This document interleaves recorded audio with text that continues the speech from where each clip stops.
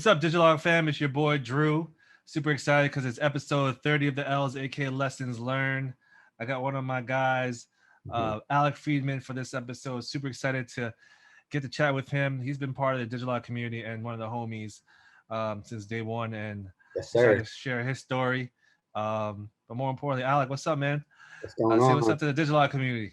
Hey, what's going on? Yeah, this is so exciting for me. Like I like not to over gas things, but like I've talked to you about this so many times that Digilog, how like meaningful the brand has been, like not just to me but like in like literally like hands on, like actually tangibly in the music community. And like I've gone to so many panels and like have been an audience member, and I'm always gonna continue to be an audience member because like soaking up game is like why not. But Yeah. like to talk to you on like you talking to me is just like it's awesome, man. And I really appreciate it, man. This is so dope. Yeah, I think that's also the beautiful thing about the community where it started. You really build genuine friendships with people that just so happen to work in music. Right. Um, and I think that's the beautiful thing about the community that we build, because it's not just about transactions. We've seen each other grow through our careers, and I think it's really about building as we come up and uplifting each other. There's that side of the music industry that people don't often see, but Right. it does exist, and we're a product of it. And I remember coming by the WeWork just to kind of just sit down with you for the first time, like one on one. And it's just like, how many times have we seen each other since that like coffee or whatever? Like I can't even count them. And it's just, Hmm. yeah, this entire industry is all based on like actual relationships, like. And Right. yeah, man, it's a shining, like Digilog is a shining example. Like really, like y'all really do this shit and have been doing it, like actually. Like a lot of people jump into it, like kind of put their like pinky and what's it, the toe in the water, like Hmm. no, like it's y'all really do this shit. We're about it. So, Yeah. uh, but yeah, for the audience, maybe you could talk about, for those who don't know, like what you do and some of your personal projects you're working on. Yeah, me and you have always related in this way, right? Like, we work kind of, there's no just thing as a 9 to 5 in this industry, but we got our corporate gigs, in the culture business. Mine being, I've been with complex networks for now over 4 years. My title today is senior manager of business development, which is so wide ranging, and keeps me on my toes, and it's a great challenge. And I've had like a really unique like growth roadmap at Complex, and it's been fantastic, and I'm sure we'll get into it. And then I've had, since before Complex, like when I interviewed at Complex, I had mentioned this, like I have my own, I call it an artist support system. Really, it's management, publishing, production, marketing, everything in between, called Redfoot Projects. And it's just really like me getting involved in music centric projects that I believe in, and bringing things to the table, and just building things. And because I love to do it. I love the hustle, and I know that that feeling. So that's me in a nutshell.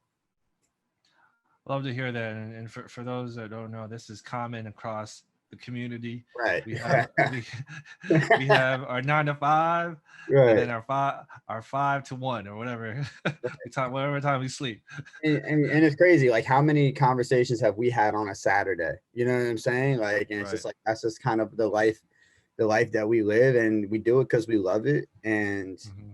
yeah, and it's funny, right? Like Redfoot, and I know we'll get into it, like has had so many different iterations over the years. But I think like, and even in my 4 years of Complex, it's kind of it's kind of taken shape and retaken shape in different ways. But I've always worked backwards from the time of like, from the mindset of like, I have how many hours in my week to truly devote to this, side hustle, which with ambitions to make it a full-time hustle. And it's like, okay, working backwards from that, like, what can I get done? How do I prioritize? Like, how do I attack, and make, and what's my approach? So, I'm always blown away, specifically like with Digilog. I will do this the entire interview, just so you know. The like how much of the way that you guys operate, and knowing that it is like just hustle across the board. And like, it just, from the outside looking in, it looks so tight, so, and I know all the hustle that goes on behind the scenes to make it appear that way. So I'm with you. I appreciate it. There's a lot of hard work. There's a lot of phone calls. There's a lot of messages, a lot of follow ups. Got the And strong shout out to the team. team. Yeah, Shout out you to got the a strong team, team. Yeah. Polina, Brandon, everybody, Yeah. the whole squad. Hmm. And I think your story is important to share because just be able to tell, the duality that, the lives that we were able to like tap into both during the day and with our passion projects that we want to eventually, become full time. And I think it's important for any, music entrepreneur to like really recognize this, that even like when it comes to the passion projects, you can't necessarily just jump into it full in. Right. You have to build it, go through different iterations, and we're obviously examples of this. As young people are listening, or anyone that's starting a business within music, it's not necessarily going to like take off immediately. And also too, like, you Mm. know you don't have to invest 100% into it in the beginning. It's really about pacing yourself, and we'll go into that in a second. But Yeah, and it's a lot of seed planting, and mhm. like, those bloom over time, like there's kind of like seeds that I've planted a few years ago that now, you come back to, and it's like, oh, I'm positioned so well to do this because of what I did back there. And yeah, 100%. And I've had Redfoot, I forget if it's like, I should know this, but like, I feel like it's been like 6-ish years.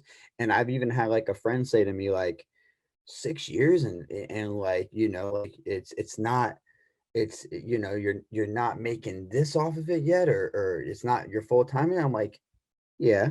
Like, these things like literally take time, and it's small wins add up, and it's a matter of persistence. And so much with the music industry is about believing in your plan even when others don't, if you truly have a plan, right? And you're putting it into action. And like, and that's like, that goes for anything. It's like, if you believe in something, when other, you have to stick by it. You almost have to be like, you have to be open-minded, but also a little bit stubborn in a way, right? So yeah, sorry. Yeah, no, it's a good point, because I think people often, look at success within like a specific time frame. And I'll be honest, for those who are listening, like, I didn't really hit my stride until probably, I mean, 7 or 8 years into the music, in business. So it took me a while of going, being on the struggle bus to really hit that point where I could really start, seeing the fruits of my labor. And everyone is different. It's funny too. I was thinking about this earlier, like, what is hitting your stride? Because those who have even hit their stride, like, I feel like, like, you read about like David Geffen, and you think about people like Scooter Braun, so on and so forth. Like, these people, like, specifically like David Geffen, like, had a sense of like arrogance, like, yeah, I shift culture in these ways, and I do know what I'm doing clearly. But like, even those people are like, I think even internally in the back of their mind, they're like, my development is ongoing, and what's my next stride? And I think like some of that like itch, like, it just never goes away if you have it from the ground floor. And it's just that whole dynamic has always been like, and like, just like an interesting thing to me, for me to look at and get perspective on. Yeah, for sure. And it's important to recognize that too, as you go through different levels of success, because you always want to make sure, even as you get those more wins, that you still have that hunger and drive that you had when you first started, because it's easy to like get complacent as you kind of like climb the ladder. And Yeah. we're all going to go through those periods where it's like, it's like, oh man, I'm kind of burnt out. This is been doing Right. this for a minute. Right. But if you really love it, you take breaks, you come back to it, and you miss it, and you know that this is what you're meant to do. So just And for those who are listening, obviously. yeah, and it's okay to do that, right? Like, Yeah. there's like your job, your passion, your entrepreneurship, but then, work-life balance, things come into your life also that you have to like, I'm just learning this now, especially through the pandemic, like things come into your life that you have, sometimes it's okay to take a second, take a breather, reassess, and then jump back into it. Like you have to look out for your mental health, through these things. And that's honestly like you're not going to do your best work if you don't have your best energy to give. So like sometimes you hit a wall and like you want to be like, "No, push through, push through." Sometimes it's okay to take a moment and come back to it, not to get too far deep into it. I know we're Yeah. just getting started, but like these things are super important. 100%. And we're obviously products of hustle culture. Right. So That's the culture. um these are like I say, lessons learned through um you know hours spent towards the craft, hours spent towards the projects we're working on, and just kind of understanding that we need to make sure that we're in the right headspace, Hmm. even as challenging it is to take time outs. And I'm glad that we're talking about that. But um, you know, as far as like outside of what you're doing now in Complex and Redfoot, I always like to go back at the genesis of our guests in terms of where they started, where they're from. You talk about your family in Atlanta, and really where the inspiration for music started, like what you were listening to, people that inspired you in the music space. Okay. That's a bit loaded, and I'm gonna try to touch it all, right? How I started in the music industry was I was going to school. I was never a very good student in high school. I went to school in college and pretty quickly found, came to the decision of like, not that school isn't for me, because I really feel like it's all about what you set your mind to do, but like that wasn't going to be my focus. And I thought I wanted to be a sports management major. Like I really didn't know what I wanted. And when I realized that like music business was going to be it for me, I said, okay, let me work backwards from the fact that you don't need a degree in this. But I wanted to have something. So I started to go to school part-time to get a associate's degree, which I ended up getting. And when I say part-time to get an associate's degree, this is slightly embarrassing, but I also don't care at all. Like it took me 7 years to get a 2-year degree. Like that is legitly what happened. And but with that, like I told myself I was going to get hands-on experience full time. And I had a buddy of mine was working for his neighbor. Where I'm from, I'm from New Jersey, born and raised. And yeah, my entire dad's side of my family is from Atlanta, so I like was always heavily influenced by that city as well. But like he was working for his neighbor who had this boutique music publishing company, and I was like, can I intern there?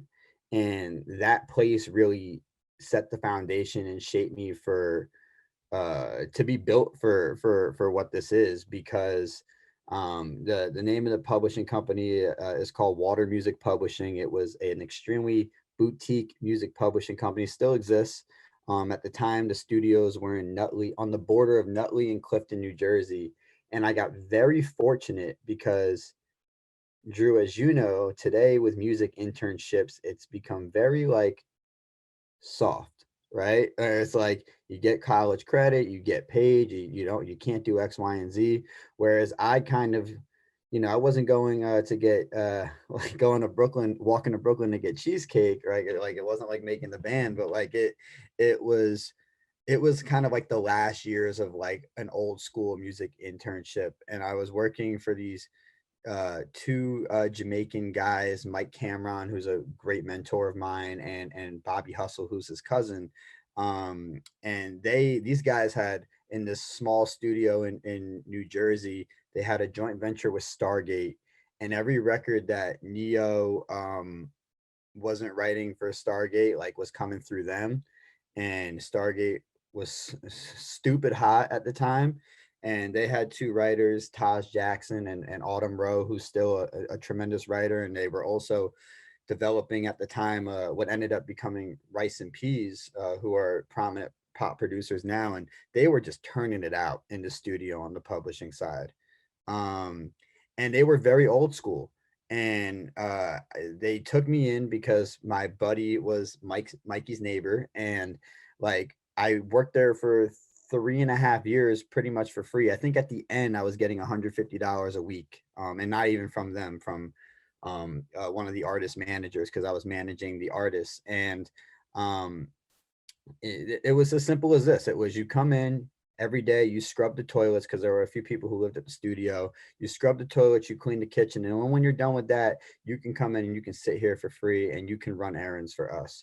And it was everything from like going to pick up band members or producers on my own gas money, to you make this mistake, you give me 50 push-ups, to just getting yelled at, screamed at, and made fun of and put through the ringer. And that's how I actually got the name Redfoot, because like interns were not allowed to have like a name. Like you were called, and these guys had like ridiculous humor. There was a legendary rapper by the name of Redhead Kingpin. Are you familiar with Redhead Kingpin? And the FBI is from the New Jack Swing era. And like Nas has a song called "Where Are They Now" on Hip Hop Is Dead, and the first line is, where's Redhead Kingpin, right? And Redhead Kingpin was at the studio, and he was like, oh no, we have a redhead, so you're Redfoot, right? It was literally like as simple as that.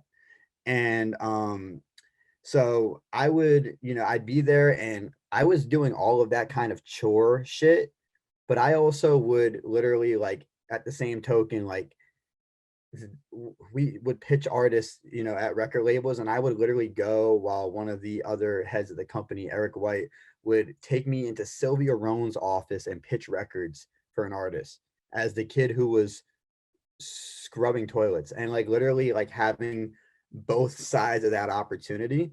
It was nuts. And they were kind of going through a transition where they were, starting to produce artists and do artist development. And one of the artists, I won't say her name, but she was, I was at the ground floor for that, and built that, ended up co-managing it. And I was doing everything over my 3-4 years there, from scrubbing the toilets, like I'm saying, but also like I was the artist manager, I was the studio manager, I was the show booker, I was A&Ring, I was managing publicists, I mentioned I was booking shows, and then eventually I was running all the interns, and I had like 30-40 interns under me over like the course of 3 years. I had like kids Crazy. from Yale, and they're like, you get college credits for this, right? I was like, yeah, you handle that with the college. It's like, we didn't know, we were getting kids off Craigslist. And I made some of my best relationships back in these days too, just with people like to the left and the right of me, like peers, and that ended up, we still talk and do music business together, which is awesome.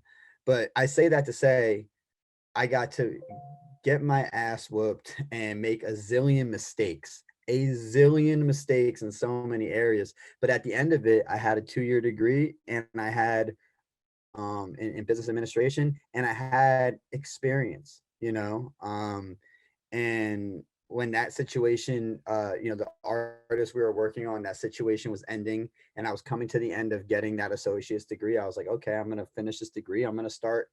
I was starting to manage an artist at the time. I'd also had met one of my, which is now still a client of mine to this day, and was starting to collaborate with him, being Dougie F. I was like, I'm gonna just start my own thing, and while I finish my degree. And that was kind of like the birth of Redfoot, and how I got my start. Yeah, I mean that's crazy to hear. I mean, when you talk about internship stories and in terms of experience, I mean, we talk about experience all the time, but it's one thing to get a degree, let's say, let alone a degree in music, but it's another thing to kind of go through real life experiences at that studio. Yeah. So you can't really And it put was, a you can't really put a price to it. yeah, and it was everything too. Even like we had like a someone who was basically handling like radio promotions for the artists, and like, and when I say radio promotions, it was, you know, mix show DJs and being in the club, and like I would literally like work during the day and then take this radio promoter on our artists, and we would swing through 3 clubs and make sure we dap the DJ up or be at this or that industry event to mingle and make relationships. Like it was just like everything in between. Band rehearsals. It was great. It was great.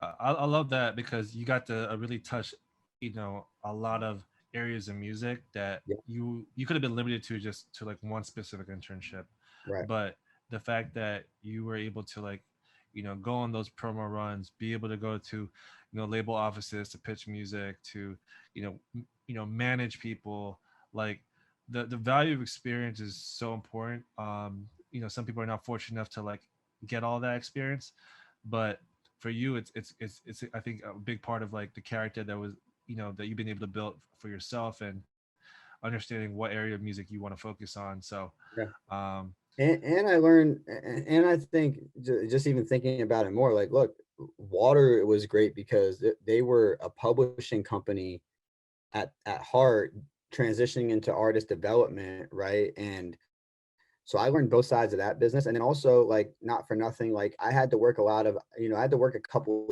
jobs, waiting tables on the weekends, doing aftercare a few days a week, like for early childhood, just to, not to make ends meet, but like, to keep money in my pocket. And like I did it for like, 5 years, those jobs, and would have people literally say to me, like, what are you doing with this music thing? And I was like, no, no, no, this is all gonna add up. Like I knew that wholeheartedly, so I think that's pretty cool. yeah, 100%. And I think part of that too is, recognizing that when you do love something, is that this is the vision that you set for yourself. uh More often than not, people are not going to see the vision until, they understand things, and I think that's part of being a visionary. Right. um and also loving what you do. um and it takes a special person to do that, so kudos to you to be able to like, and this is like a great, story to share, where you're side hustling, you're working aftercare, you're waiting tables in the weekend, and then at night you're on promo runs, you're Mhm. at the studio, you're scrubbing toilets, you're doing everything. and Right. um and I think to your point earlier, like that's just how much you loved to be part of the music industry, and like being able to like really like learn from people firsthand. And I think that that experience is really hard to compare. And these dudes were real old school. And it's funny, like when I talk to them today, they always remind me, they go, Alec, remember that you're built for this. Remember that you had that, and that this laid the foundation for now. And like they would be they would, we would talk about things about like what makes records go. They're like, you hear that hi-hat or that one drum, like it's really like not in the forefront, but that's what making the record go. Or if you're in the studio, make sure that you're standing up and you're in between the speakers and your ears are up. Just like real old school shit, like about how to put records together, and all this stuff, and talking about like not the trends of now, but like what the next trends are and why, and why artists make sense, right? And how to put together an artist image, and piece it all together. And just like it was super old school. Like you're just not going to get that kind of education anywhere, point blank, in my opinion. No, you're talking about like you're not getting that education. You talked about those nuances, those music hacks that you learn from people that just learn over time, and I guess through their own predecessors.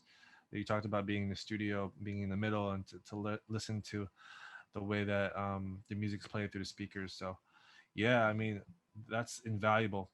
Yeah. Um, so you also, after those, 3 years, you talked about Redfoot. Is this the talk about like the genesis of Redfoot, and how it started, and how you've been able to kind of build it out over the past 7 years or 6 years per se. Yeah.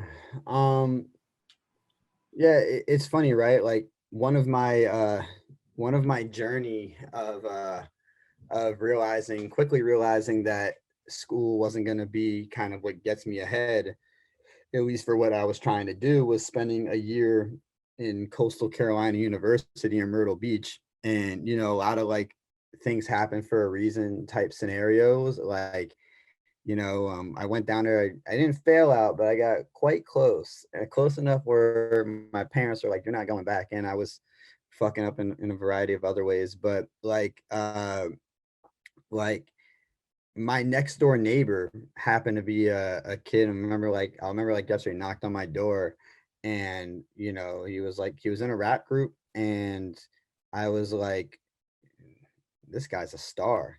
Like I like wholeheartedly believe that, to the point where um when I came back, and I wasn't even in the music business at that point, and then I started at Water Music. Like I was like, you know what, I want to manage this rap group. And I would like literally take, he's from South Carolina. I would, have them come up and like on winter breaks, stay in my mom's basement for a month, and we would work on records and things of that nature. And he ended up going solo, and ended up managing him there, and I managed him for a handful of years. But as the Water Music situation was ending, I was managing him. I had I had also started working with Dougie F, who I've been working with now for 5 years. And Dougie was, in the middle of working a Billboard top 40 record with Pitbull, and I was like starting to get more and more close with him, and Busy, who ended up becoming a partner to me, and Big Brother, and they're all like family to me. And I was just making other relationships, like DJ KG from Naughty by Nature kind of came into um my life at that point too, and started mentoring me a bit. And I was just like ready to like kind of break out and just focus on projects on my own, taking my learnings from Water. I was finishing out this 2-year degree, and so I did that. And then I started also working with an artist named Sophie Beam, who Beyonce had signed to Columbia at the time, and was kind of like doing some like ad hoc projects for her with my good buddy Joey Harris, who's a great guy, and was also mentoring me for a bit. And as you can see, like I'm really big on mentorship. And I was working on all these projects, and I just wanted to have a vision. And I thought the word Redfoot like really like meant something to me, because of how it was kind of brought together and reminded me of my start.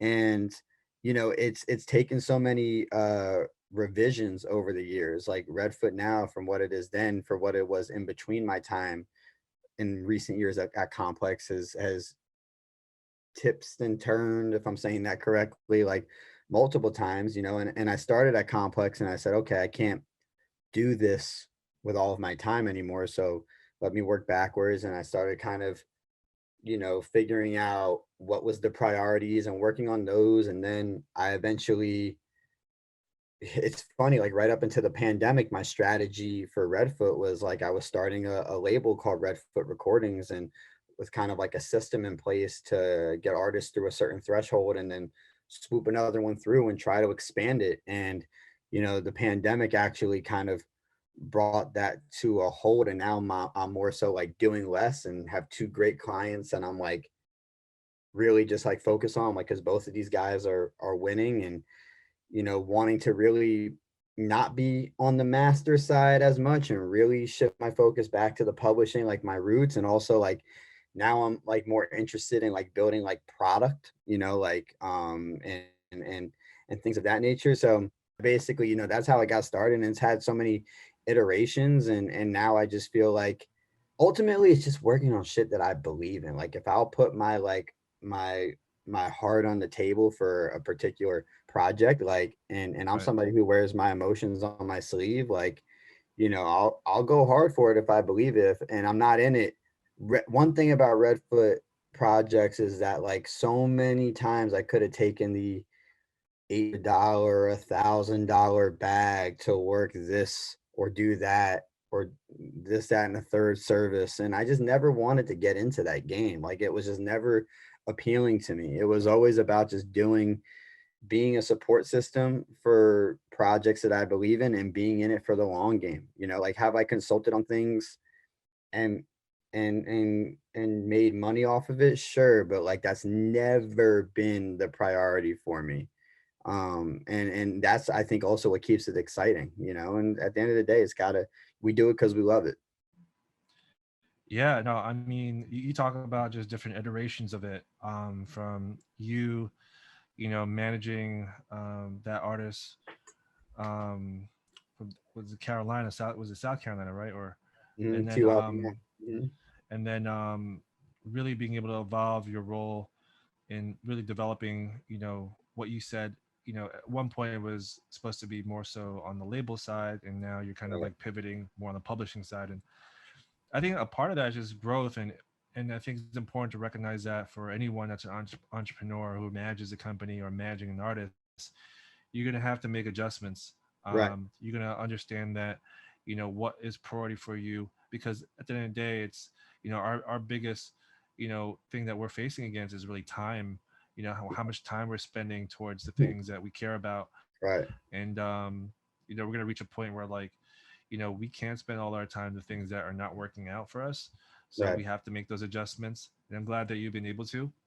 And there- Given and there- that, and there's yeah, certain qualifications, right? Like, you know, I will not work with an artist on the master side if there's not another manager in place. I won't work on many projects if there's not another manager in place. Like, I will only co-manage at this point, and even that is somewhat bare bones, right? Like, you know how it takes a village and a strong team, and that's how it works. Or if there's not a certain situation, or like I'll say like, hey, I'm not going to work on this project until I can bring a situation to this project so that I have some resources to kind of work against. Like, there's just been so many kind of iterations, and the type of projects. Like right now, like I'll give an example. Like, the thing that I'm kind of most interested in building is getting back to having a handful, maybe even less, producers, in the hip hop space. Because in my mind, I'm like, building an artist on the master side is an extremely uphill climb, extremely uphill battle.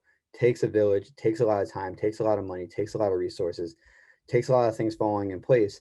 But the producers get the same percentage of the record as the artist, and it's not the same uphill climb. And you can hedge your bets because you're placing records on a variety of artists, big and small, building your publishing. And also it's an opportunity to say, hey, I'm basically in on this record because I placed it with you, and I'm eating on this through the management of this, so let me help work the record. And it just brings so many things to the table. And just kind of thinking smart like this, like sometimes you just want to think smart instead of overly thinking and overworking yourself. So even just through time, I've learned like approaches like that and how it can make a pretty major difference. yeah, definitely. I mean, that's something I definitely recognize as a manager, from really pivoting from working with managing an artist to really managing a songwriter, where you can Right, really pitch, demos across the board, and right, you're not necessarily coming out of pocket when it comes to marketing and uh, music videos and right. everything else that you need to like market an artist.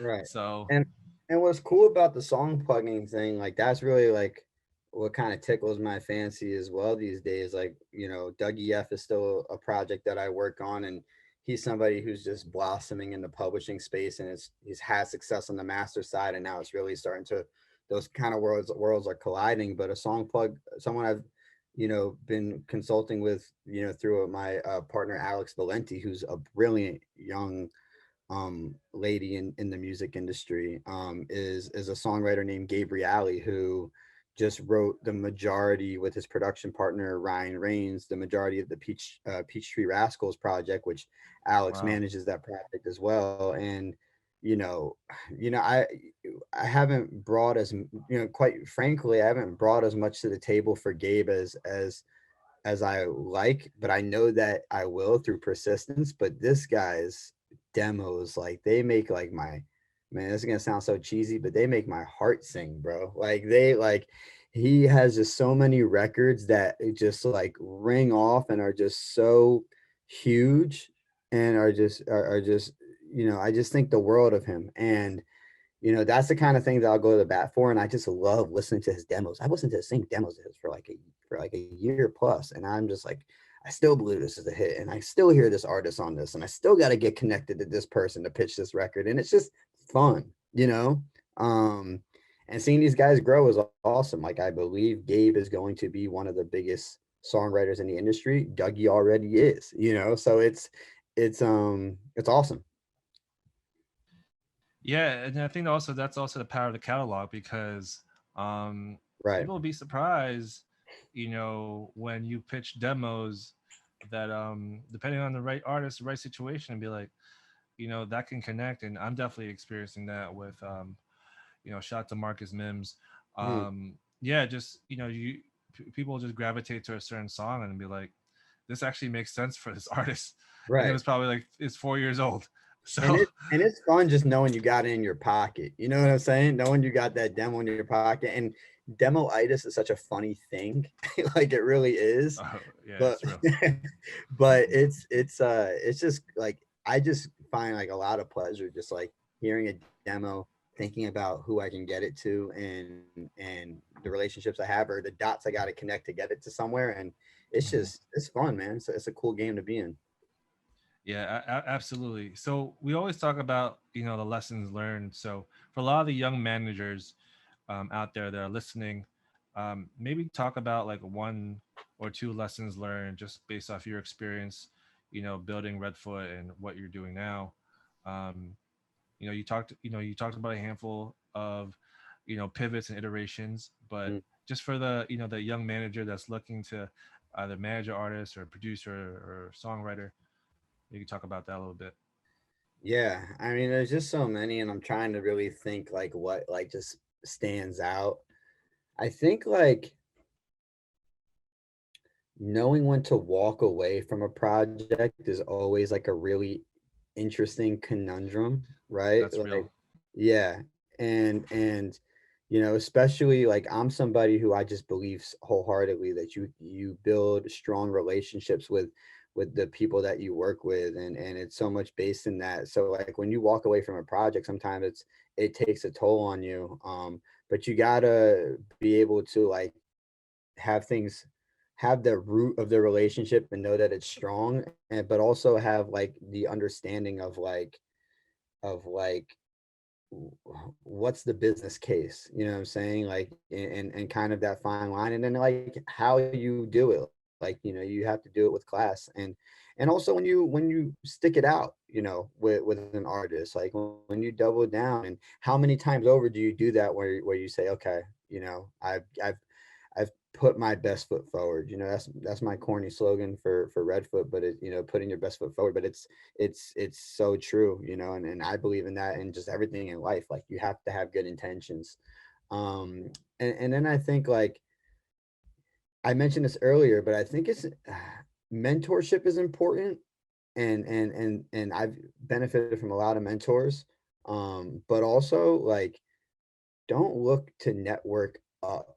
Look to network to the right and to the left of you because if you're networking with like-minded individuals, like you're going to be telling stories 10 years down the line when you're both popping about remember when we were back then and what we did this and we were at this place and you remember that artist and you remember that record and you remember that publication or this play that we made and it's just like it's fun to watch other people's rise this entire but you have to do it aggressively because this entire industry is a it is what you know but it's so much who you know and how you know them because this is also like the industry of cap where it's like people will be like I know this person but they don't really know that person or they don't know them on a deep enough level, right? And it's an industry of barter, you know, like a lot of projects don't really have funds yet, right? They're trying to grind to get to that point where there's that funding. And in the meantime, it's a game of barter. So it's like, how are you how are you kind of bartering resources in a way that makes sense and in a way that's not sleazy? You know what I'm saying? Like I've had to and that's been a challenge being at Complex for 4 years and also having a management company, people approaching me all the time about like can I pitch you this record, or can we do this? And I'm like, listen, I don't work on the editorial side. I'm on the business side. I like to always draw that line in the sand. I was like, if you want to like fuck with me, like on the music side, like we can do it in this way, and we can trade these kinds of plays, and that's good. But I have certain integrity when it comes to the business of Complex because of the opportunity they afforded to me. And with that being said, if you have something that truly makes sense, I'm glad to connect that dot on that side of things, but respect me the same way I respect you when asking yourself that question before you bring it to me. Does this really make sense? Or am I looking to make a quick play, and this, I don't really value this relationship in that way. And so I would say relationships are everything, and aggressively, make them in a genuine way. Yeah, I mean, two important lessons learned. I think one, I like to say to be able to walk away from situations where you know that you need to, and the way I look at that is that you're pivoting. Right. That's It's a good not word. like you've failed, um, and it's like I said, our journeys are never linear. You're going to make adjustments. And it's important to recognize it to a point where you feel like both parties are you're really not may not going anywhere, Right. um, as much as you're passionate about it and as much as you have a relationship with that artist or whoever you do believe in. That's important for young managers to recognize. And then you talked about being able to really network laterally, um, and that's something that you know some people know how to do it really well and some people don't know how to do it really well, and I Right. think it's important to really just take the time to get to know people. I'm glad that through our friendship, we know what we do, but it's not like unless something does make sense, we don't tap into each other, Right. into those spaces, um, And because yeah. you meet people, or you see people all the time in this business that are like trying to make a play with you, just like all of the time. And it's like it's OD, like Mhm, not everything makes sense. And it's like, not, this isn't a flywheel, you know what I'm saying? Like, mhm. the business is not a flywheel. It's not like and I always, when I meet people, like, I've told you about, Nick Mueller, right? I think I talked to, I've mentioned him to you before. I think the absolute world of this Yeah, guy, he's as great. yeah, as a young music entrepreneur. And the core of, like, when I met him, the core of what he is doing is so rooted in being genuine. You know what I'm saying? Like, he's great at what he's doing. Like, he's great, and that's apparent. But it's, when you can meet somebody and they can express their genuine want to build a relationship with you over time. Building that foundation first and foremost is just, it sets the tone for whatever you guys are going to do down the road. And I just use him as an example, but there are just so many people who I come across that fit that category, and you can quickly see who doesn't. And kind of having that eye out is an important thing in my view. Yeah, definitely. I mean, I'm always very mindful because I do want to like always help people. Right. I think it's different is like enabling them so they can skip steps. So that's why the digitalog is what it is exists because it's a starting point. Right. And even through our own relationships, like I can't um, advance anyone more than the time and spent that they built with those people. I can only make introductions if it makes sense. And Drew, yeah. no one could ever tell you of all people that you didn't help them, because literally, like, that is the digilog. Do you know how many, like, you have to be even offhandedly responsible for thousands upon thousands of, like, industry relationships that you have nothing to do with, because people met at your event and then networked, and then it sprung on to another one. And I know that's your goal.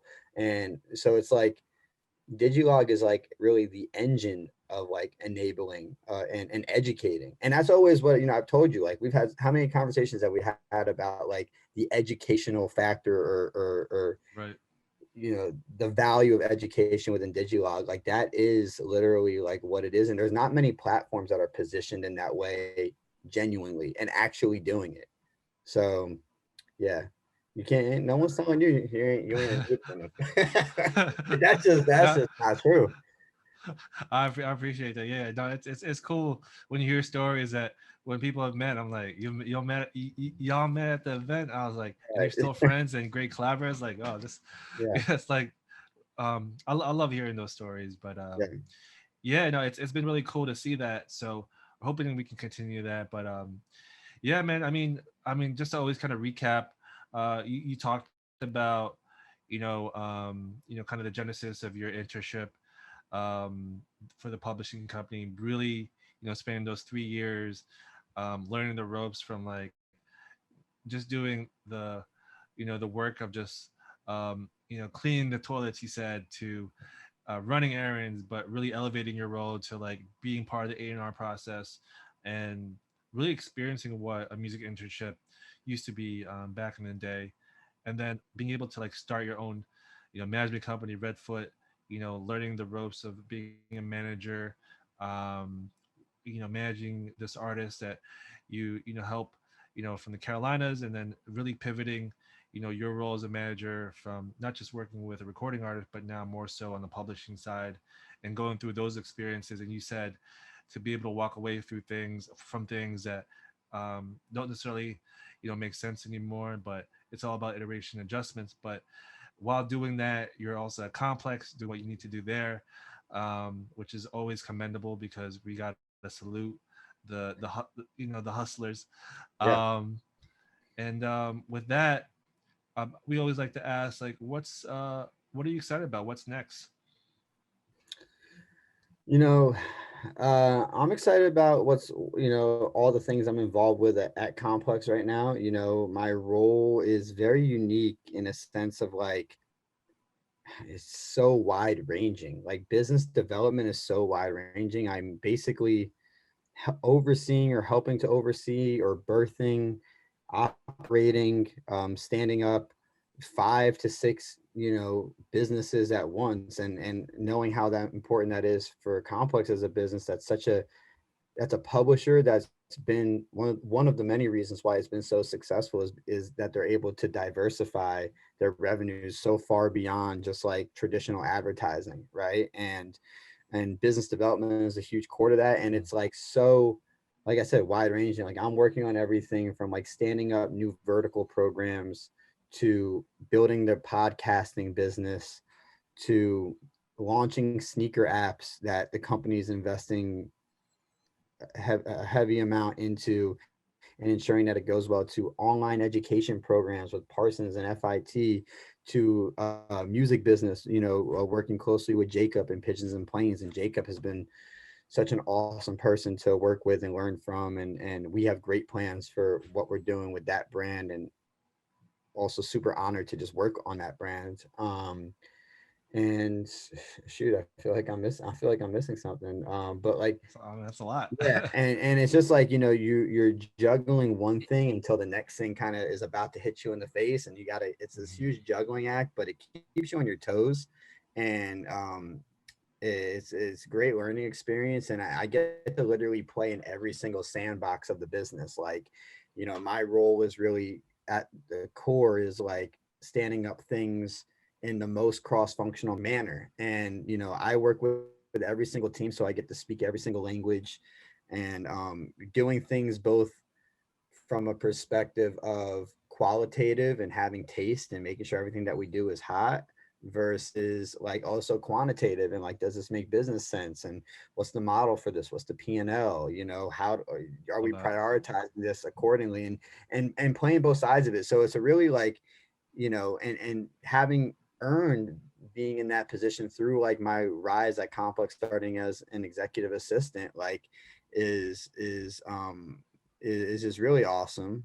So, you know, I'm just excited about all the projects that are going on there. And then On the Redfoot side, I just released, as you know, like I got bored during the pandemic and I started Mhm. typing about music business theory, and I released a white paper, or I guess I'm calling it a white paper, called Redfoot Reason, which is a franchise I want to find time to continue to do. And the first one's like why artists should cater to the cadence, and it basically breaks down um, it breaks down, you know, why and how to be thoughtful about the way that you roll out music, and the various approaches you can take, and how one thing has to feed into the next, and why that matters. So I want to do more things like that, and and just like I'm excited about the records that I'm sitting on, you know, whether it's Gabrielli's demos and being out in the market, having like the honor to pitch those, and the ability to Dougie F like is, you know, doing awesome things on both sides of the spectrum. And we just put out a great project last year called Without a Smile that you know, is was done super independently, and we made it go.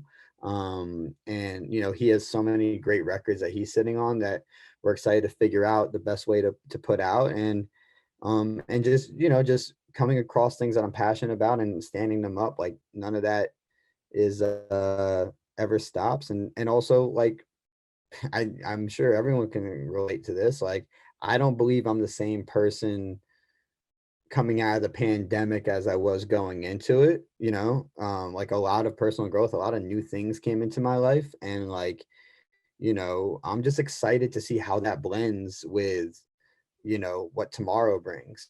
So yeah, man, I'm excited about it all. It's just a matter of how you manage it all in the most healthy way. Oh man, I love to hear that, and congratulations on all the new things, that are happening with you over at Complex. You talked Appreciate it, about man. being able to like start as an executive assistant, and now you're on the biz dev side, which is incredible. You get to have your hands in every aspect of the business and learn. Obviously, all the success of Redfoot, and also just for your own personal growth. And this is important for everyone that's listening to be able to like outside of the passions that we focus on, whether it's work, whatever it may be, to make sure we're always continuing to grow as as people, particularly during these challenging times with this pandemic. And Yeah. yeah, it's exciting to see what's next, especially as things open up. So really appreciative for you to be part of the L's, aka Lessons Learned. Um, before we wrap up, where can we find you, social wise? We'll make sure we have that, your social in the description. Dope. Yeah. Alec.redfoot on Instagram. My Twitter is Redfoot Projects, but I really just tweet about the Atlanta Hawks all day. So really not much there. I'm big on LinkedIn. Like not I'm big on LinkedIn, but I just love LinkedIn. I don't feel like the music industry utilizes LinkedIn enough. That's a I love LinkedIn. Yeah, LinkedIn is where is super powerful tool. So I'd say Instagram and LinkedIn and redfootprojects.com. You can see like the latest things that I'm working on in the music space there. And yeah, feel free to connect with me. And then, you know, like I said, Drew, like you're somebody that I have looked up to for a long time and admire everything that you guys are doing. And Appreciate I'm you. just like such a huge fan of Digilog, and appreciate you guys so much, from not only like the panels that I've, you know, attended, but even like the workshops, you know, like, you know, I'll never forget going to a workshop on a Saturday with like 7 to 10 people there who to learn about, you know, how to set up an LLC and if it's right, or if you want to be a sole proprietor. And like, you know, like it's just like people aren't giving out that kind of meaningful game. And you know, I feel like the Digilog deserves many roses and flowers, and I appreciate you like wholeheartedly, man. Thank you for the kind words, and likewise, man. You're definitely an example of, I think for a lot of young folks that are listening, uh, to aspire to be, especially as you pursue, your passions and you have your day to day. And for the folks that are listening, thank you for tuning in. Yeah, Episode 30 of the L's, aka Lessons Learned, with Alec Friedman. More to come, but thank you all for tuning in. Make sure to like, comment, subscribe. Thanks for all the support sir. for the Digilog, and make sure to follow Alec, and also my social Drew Curator. Can't wait to connect with y'all. Stay Yes, tuned. sir. Let's Peace. get it.